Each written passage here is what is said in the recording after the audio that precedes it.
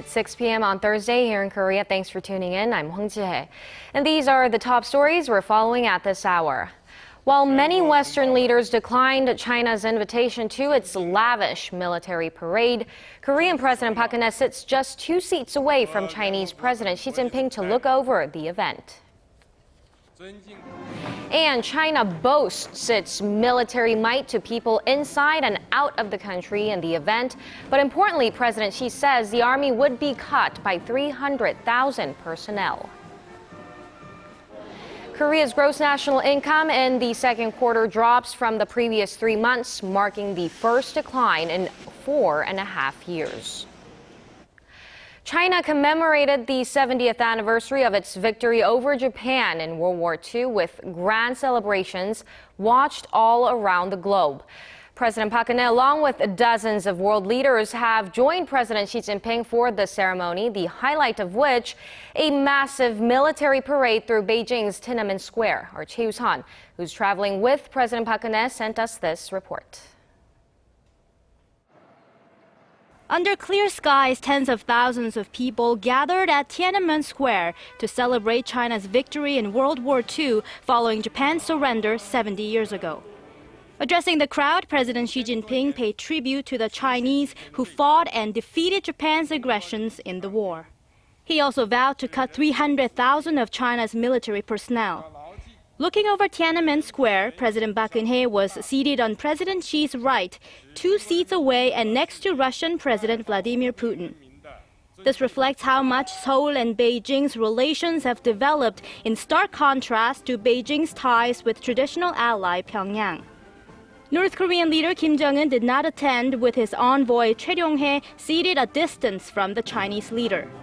Some 12,000 troops, 200 aircraft, as well as tanks and missiles were showcased through the square, and Chinese state media reported that some 80% of the machinery was unveiled for the first time. President Park's attendance at the Chinese military parade, the centerpiece of Thursday's ceremonies, garnered media attention after U.S. President Barack Obama and most Western leaders decided not to attend. Japanese Prime Minister Shinzo Abe was also absent. The Western states view the parade as both anti-Japanese and Beijing's way of flaunting its military prowess amid growing tensions in the region. The Korean president's attendance is viewed as Seoul's way of trying to take the diplomatic initiative in the region and balance its relations with key ally Washington and major regional partner Beijing. After the parade, President Park joined other VIP guests at a luncheon hosted by President Xi, where Xi is reported to have ordered officials to provide extra care to the Korean leader. President Park now travels to Shanghai to mark the reopening of headquarters of Korea's provisional government during Japan's colonial rule. Choi You-sun, Arirang News, Beijing. And about 30 minutes ago, President Park Geun-hye just arrived in Shanghai, where she is scheduled to take part in a Korea-China business forum and, as You-sun just told us, to attend the reopening ceremony of the building that functioned as Korea's provisional government during the colonial era. Now, China's largest ever military parade was held in the heart of Beijing Thursday with the hundreds of new state-of-the-art weaponry on display. Our Kim Hyun-bin has more. China's massive military parade marking the 70th anniversary of the end of World War II showcased Beijing's ever-growing military might. The largest military parade to date, taking some 90 minutes, showcased over 500 state-of-the-art weaponry and formation. With all the weaponry being fully made in China, 84% of that weaponry was revealed publicly for the first time. Kickstarting the parade, China's President Xi Jinping announced Beijing will reduce its current 2.3 million standing army by 300,000 troops. But he gave no specific deadline. Among the newly displayed weapons were anti-ship ballistic missiles dubbed the Dongfeng 21D, which are reportedly able to destroy an aircraft carrier with a single blow. Several intercontinental ballistic missiles were also revealed, including the DF-26, nicknamed the Guam Killer in reference to the U.S. Pacific Fleet base. According to Chinese state-run media, H-6K mid-range strategic bombers, China's main battle tanks, the ZTZ-96A, and numerous anti-tank missiles were also revealed. Experts say the huge muscle-flexing parade gives China some leeway in diverting attention from its country's slowing economy, its near stock market collapse, and the Tianjin warehouse blast that killed over 150 people last month. Kim Hyun-bin, Arirang News.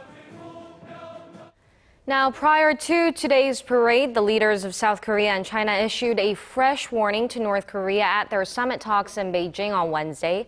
Our Hwang Sang-hee reports on the latest sign of the shifting alliances in the region. At their sixth summit talks, the leaders of South Korea and China reaffirmed their warming ties. Relations between South Korea and China have improved through mutual trust, economic cooperation, and face-to-face exchanges. In a sign of strained relations between Pyongyang and Beijing, Kim Jong-un did not attend China's Victory Day military parade, marking the first time a North Korean leader has been absent from the event. China has been North Korea's major economic and military lifeline for decades, but Kim has yet to meet with the Chinese leader. Officials in Seoul say Beijing has adopted South Korea's position for dealing with North Korea. 한중 양국 간의 전략적 협력과 한반도의 통일이 영내 평화를 달성하는 데 얼마나 중요한지도 잘 보여주었다고 생각합니다. Despite claims that Seoul's cozy relations with Beijing could dampen its alliance with Washington, U.S. officials have expressed support, acknowledging China's position of influence over the North. The U.S. State Department on Wednesday welcomed the fresh warning issued to Pyongyang from Seoul and Beijing and reiterated its commitment to work with its partners and allies to implement previous agreements with the North. Experts say if South Korea succeeds in convincing China to shun the North, it would leave Pyongyang with nowhere left to go. Hwang Sang-hee, Arirang News. Meanwhile, North Korea has slammed President Park Geun-hye for her remarks at Wednesday's summit with the Chinese president. The North's Committee for the Peaceful Reunification of Korea said via a statement Thursday that it was extremely immature and rude of the South Korean leader to badmouth the North in a foreign country. President Park had thanked her Chinese counterpart Xi Jinping for Beijing's constructive role in resolving the recent tensions on the Korean peninsula that stemmed from Pyongyang's landmine attack, which maimed 2 South Korean soldiers. But the statement also expressed hopes about future inter-Korean ties, saying it's time to create a new mood on the peninsula by following their latest agreement. Inter-Korean trade is returning to levels seen before. Seoul placed sanctions on Pyongyang for its sinking of the South Korean warship Cheonan in March of 2010. Korea Customs Service said Thursday cross-border trade reached just over $1.5 billion for the January to July period, up around 23% from the same period last year. North Korea took $716 million worth of semi-finished goods, while the South imported $816 million worth of finished goods. The customs agency attributes the rise to the resumption of operations at the Kaesong Industrial Complex. Shifting gears, the main opposition party's floor leader Lee Jong-gol gave his parliamentary address Thursday. In it, he stressed the need to reform Korea's conglomerates and to improve inter-Korean relations as the key agenda for the second half of this year. Kim Young-gil has more. The New Politics Alliance for Democracy floor leader emphasized proclaiming a second season of economic democratization. This, he says, may be achieved through empowering smaller companies and reforming the family-owned conglomerates, or chaebol, which dominate the South Korean economy. Our goal is to reform the governance structure of conglomerates by separating their ownership and management. For smaller companies, we will support R&D through improved financing. For subcontractors, we will ensure fair trade to raise their competitiveness. He also called for new regulations to control or even ban existing cross-shareholding arrangements that give chaebol owners dictatorial power over their companies. He said measures are needed to restrict an owner's family from controlling such vast business empires, and that steps need taking to urge transparency in their management structures. On North Korean matters, he said the time is now right to resume dialogue between the two Koreas. I suggest President Park Geun-hye and North Korean leader Kim Jong-un to hold summit talks before the year's end. I also suggest inter-Korean parliamentary talks to jointly commemorate the 70th anniversary of Korea's independence from Japan this year. He added that what we learned from last month's military standoff with North Korea is that dialogue is the only solution to maintaining peace and security on the Korean peninsula. He called for increasing civilian exchanges and restoring military hotlines between the two Koreas. As the MPAD floor leader, Lee pointed out that more trade and economic cooperation with North Korea can benefit the South Korean economy at a period of slow growth. 지명규, Arirang News.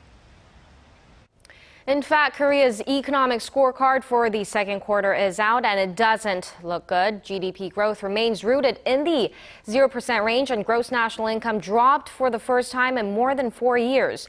Prospects for the coming months don't look promising either. Song Ji-sun reports.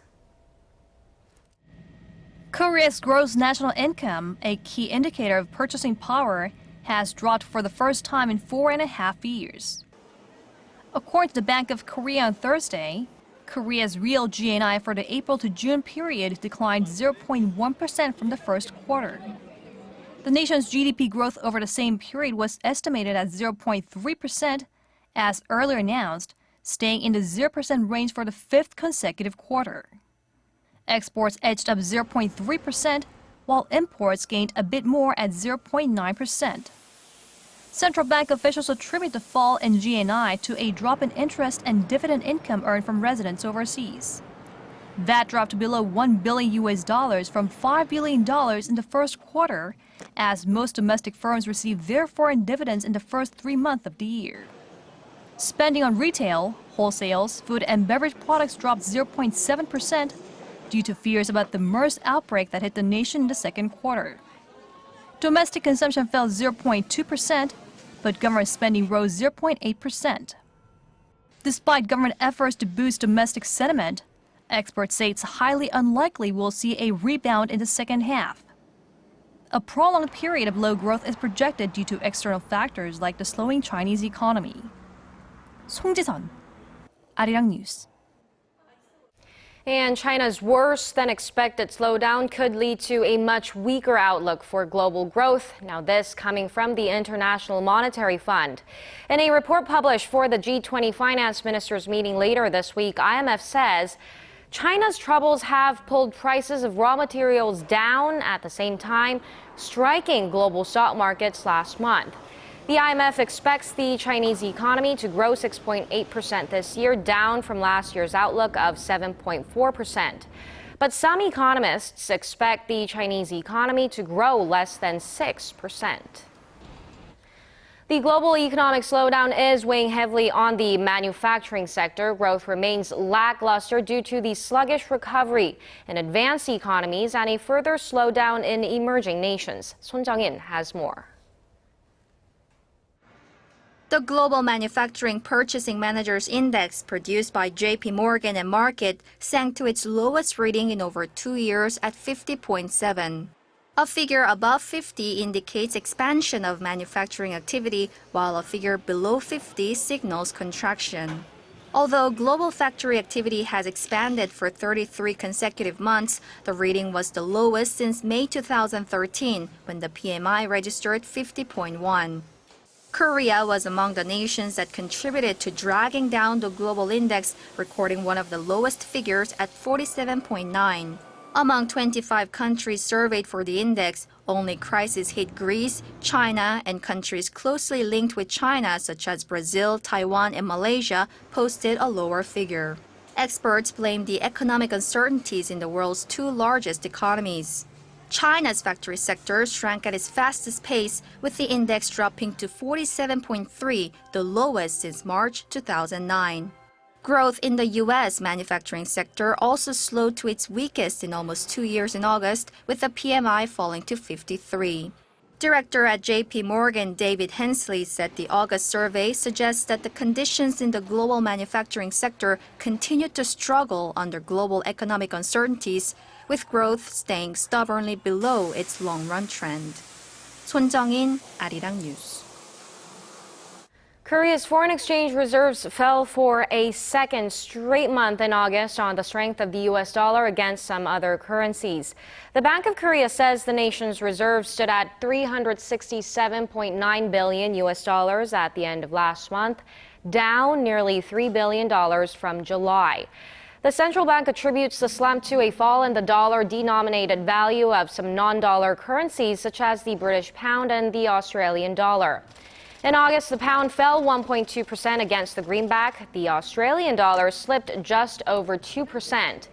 Korea remained the world's sixth largest holder of foreign reserves as of the end of July. China topped the list, followed by Japan and Saudi Arabia.